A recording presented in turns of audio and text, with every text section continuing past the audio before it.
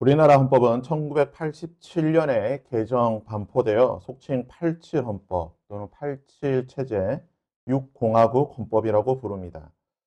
헌법은 전문과 본문, 본문은 1장에서 10장까지 총 130개 조항으로 그리고 6개의 부칙, 이 세 부분으로 구성이 되는데요. 헌법의 모든 내용을 말할 수는 없지만 헌법에서 가장 중요한 1장에서 10장까지 이 130개 조항은 실질적인 우리나라를 통치하는 통치의 규칙들, 규정들, 원리들을 담고 있습니다. 그 가운데 실제적으로 우리 실생활에 영향을 끼치는 그러한 조항들은 1장에서 9장까지 구성이 되어 있는데요. 그 9장, 마지막인 그 9장에 보면 우리나라 경제를 대한, 이 경제에 대한 그런 규정들, 내용들을 기록하고 있습니다. 9장 첫 번째 항목인 119항에 우리나라 경제 체제를 다음과 같이 정의를 하고 있습니다. 대한민국의 경제 질서는 개인과 기업의 경제상의 자유와 창의를 존중함을 기본으로 한다. 그래서 대한민국, 우리나라의 경제 체제는 자유시장 경제 활동, 이것을 우리나라 경제 질서로 규정을 하고 있습니다. 또 우리나라는 시장 경제, 자유주의를 추구하는 그러한 경제를 추구하는 나라인 것입니다. 그렇다면 하나님 나라가 추구하는 경제 활동, 그 경제의 모습은 어떤 모습일까요? 민수기는 그 첫 시작을 전쟁에 나갈 만한 사람의 남자의 숫자를 계수하는 것, 세는 것으로부터 시작하게 됩니다. 그래서 민수기라고 하는 뜻이 백성의 숫자를 센다라고 하는 그 이름의 뜻을 가지고 있는 것입니다. 백성의 숫자를 세는 이유가 무엇입니까? 그것은 바로 첫 번째는 국방의 의무를 위해서입니다. 전쟁에 나갈 만한 숫자를 파악해서 군대를 운영하고 또 나라를 지키고 때로는 타국과 전쟁하기 위해서 백성의 숫자를 세는 것입니다. 그래서 민수기는 1장과 2장 그리고 26장에 모두 두 번에 걸쳐서 모든 남성의 숫자를 지파별로 가문별로 계수하고 있습니다.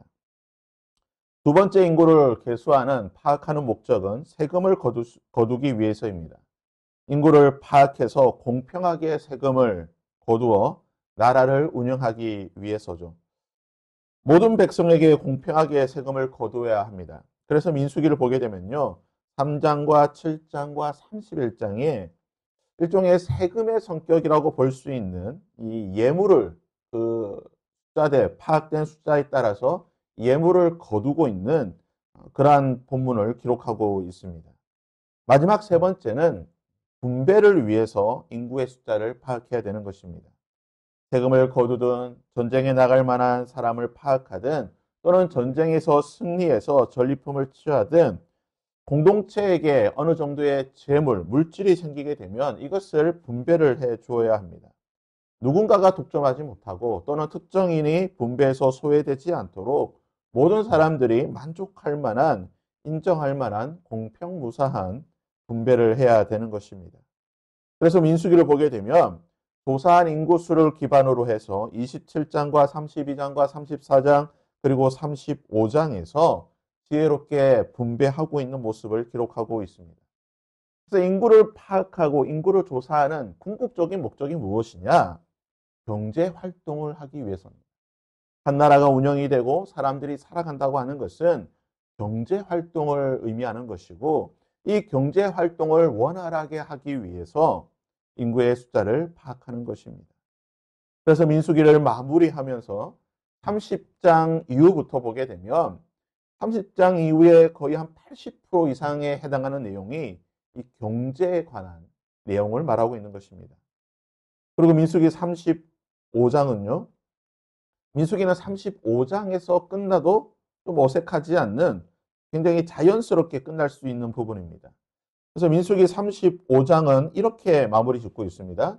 너희는 너희가 거주하는 땅, 곧 내가 거주하는 땅을 더럽히지 말라. 나 여호와는 이스라엘 자손 중에 있느니라. 이제 35장 34절이 이렇게 마무리되고 있죠. 그래서 여기서 그냥 아멘 하고 끝나도 민수기는 전혀 어색하지 않고 오히려 이렇게 끝나는 것이 더 자연스럽습니다. 그런데 민수기는요, 마치 부록처럼 36장의 내용을 기록하고 있습니다. 그리고 36장의 내용이 무엇입니까? 그 소제목이 시집간 여자의 후손이라고 하는 소제목을 달고 있습니다. 이 내용은 이미 민수기 27장 1절에서 11절까지 슬로브핫의 딸들에 관한 내용, 그 내용들을 그대로 다시 반복하고 있는 내용입니다. 그렇다고 한다면 왜 하나님께서는 민수기 27장에서 기록하였던 그 슬로브핫의 딸들의 내용들, 그리고 그 내용들이 실제로 어떻게 적용되었는지를 기록하고 있는 이 36장의 내용을 다시 반복해서 언급해 주시는 것입니까? 우리가 무언가를 두 번 또는 세 번 같은 내용을 말한다고 하는 것은 그것이 너무나 중요하기 때문에 그것을 강조하기 위해서 두 번 또는 세 번 반복해서 말하는 것입니다. 성경은 27장에 기록한 이 내용이 이스라엘 백성들의 경제 활동에 있어서 가장 중요한 원칙을 담고 있기 때문에 하나님께서 민수기를 마무리하면서 다시 한번 너희들이 가나안에 들어가서 경제 활동을 하게 될 때에 너희들의 삶을 살아가고 일상의 삶을 살아갈 때에 이러한 원칙과 원리에 따라서 살아가라라고 하나님께서 강조하시기 위해 결론적인 내용에서 다시 한번 이 내용을 말하고 있는 것입니다. 민수기는 백성의 수를 조사하고 기록한 책이라고 말씀드렸습니다. 그리고 인구를 조사하는 주된 목적이 경제 활동을 하기 위해서라고 말씀드렸습니다. 그렇다고 한다면 민수기에서 말하고 있는 이스라엘 백성들의 경제 활동, 한 걸음 더 나아가 성경이 강조하고 있는, 성경이 말하고 있는 하나님 나라 백성들의 경제 활동의 모습은 무엇입니까? 우리나라가 자유시장 경제 활동을 추구하고 그것을 원칙으로 삼고 있듯이 성경이 추구하고 하나님의 나라 공동체가 추구해야 될 경제 활동의 모습은 무엇입니까? 성경은 모든 것의 주인이 하나님이시라고 분명히 말하고 있습니다. 하늘에 있는 모든 것들, 그리고 땅에 있는 모든 것들, 이 땅의 모든 것들이, 온 우주의 모든 것이 하나님의 것이라고 말하고 있습니다. 특별히 이스라엘 백성들이 차지하게 될, 앞으로 지금 너희들이 들어가 차지하며 그 활동하게 될 가나안 땅 역시 하나님의 것이라고 성경은 분명히 기록하고 있습니다.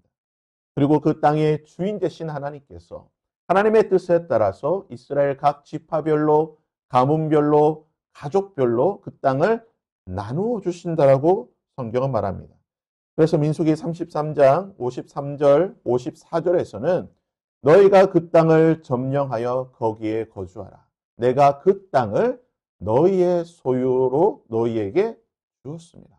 즉 하나님께서 하나님의 땅을 이스라엘 백성들에게 소유로 주셨다는 것입니다. 너희 종족을 따라 그 땅을 제비 뽑아 나눌 것이니 각기 제비 뽑은 대로 그 소유가 될 것인즉 너희 조상의 지파를 따라 기업을 받을 것이니라.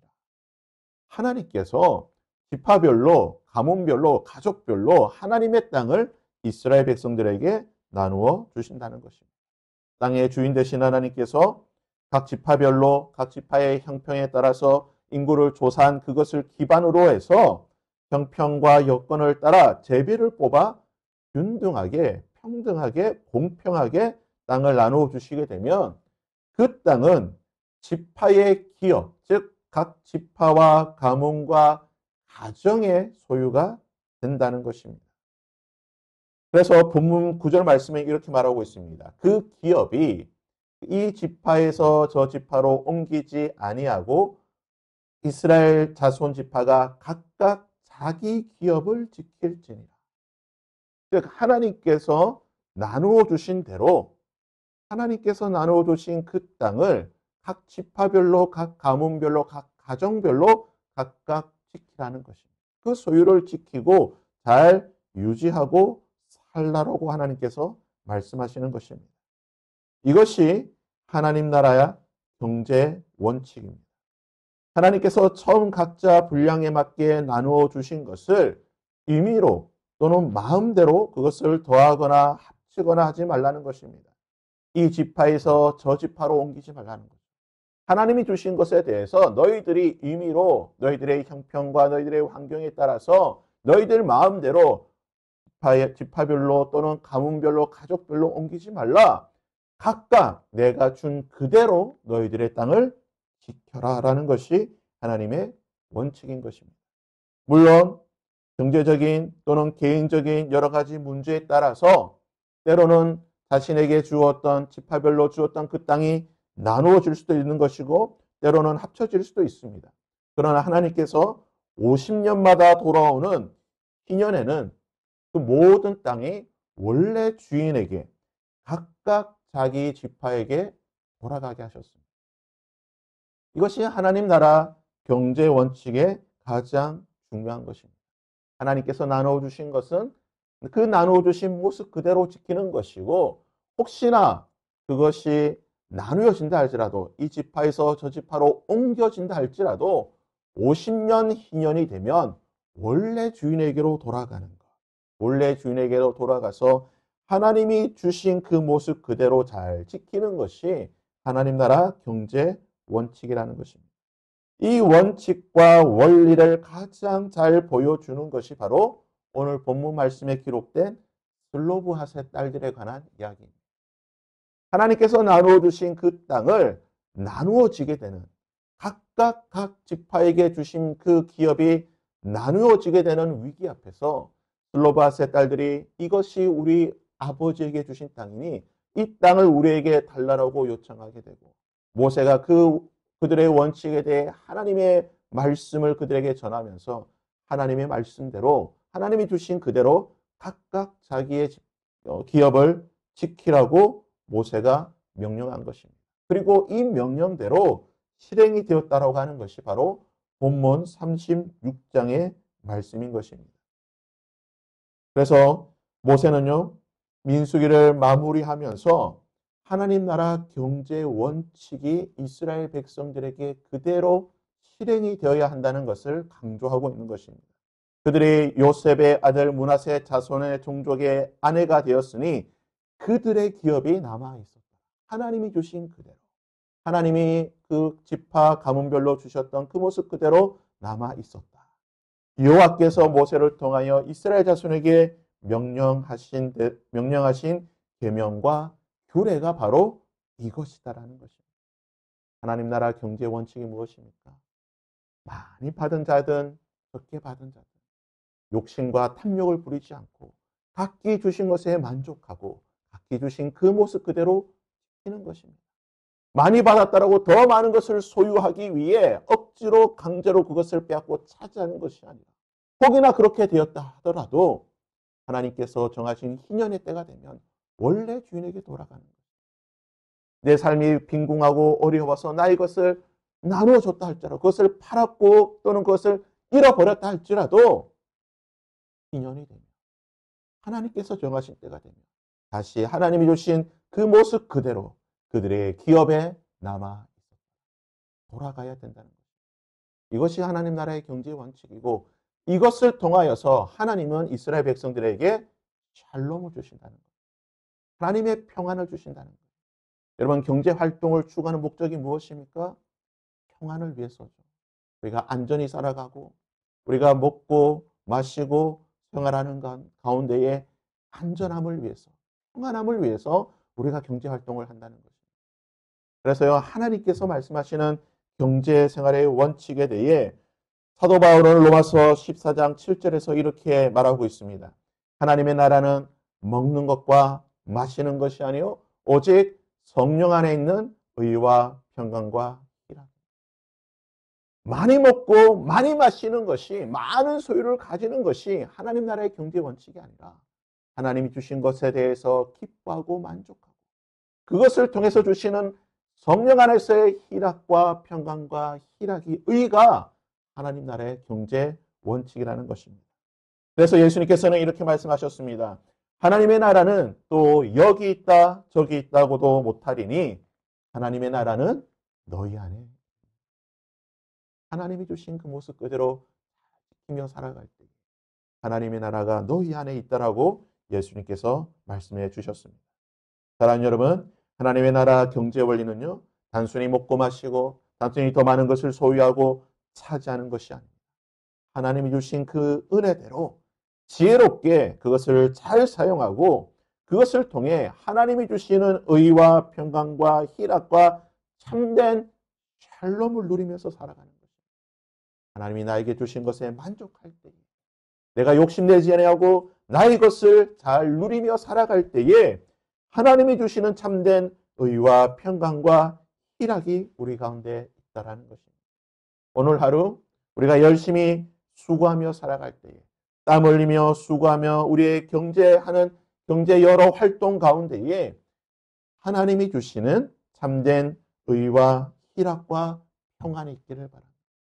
우리의 수고를 통해 하나님이 주시는 샬롬을 오늘 하루 누릴 수 있는 저와 여러분이 될 수 있기를 주님의 이름으로 부탁드립니다.